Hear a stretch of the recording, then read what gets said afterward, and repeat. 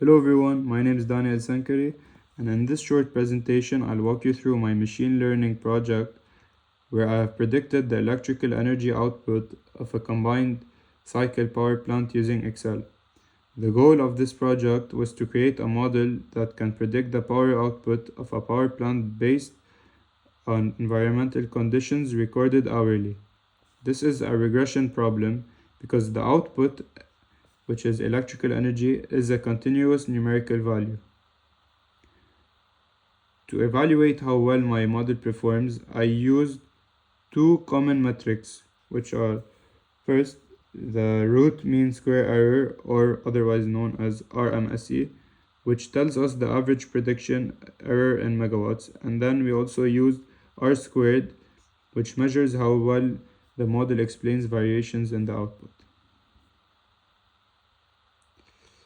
The dataset includes 9,568 rows with 4 input features, which are AT, which is temperature, V, which is exhaust vacuum, AP, which is ambient pressure, and lastly RH, which is relative humidity. The two models, to compare different approaches, I created two models.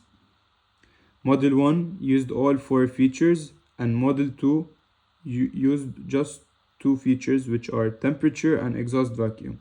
Since I used Excel for the entire project, I applied linear regression using the data analysis toolpack and the linest function. I split the data into a training set, which is 80%, and a test set, which is 20%. I used the training set to compare both models by calculating their RMSE and their R-squared scores, then selected the better one for final testing. Since Excel doesn't support cross-validation natively, I used a fixed validation set strategy, analyzing model performance on the training data itself. Here's what I found.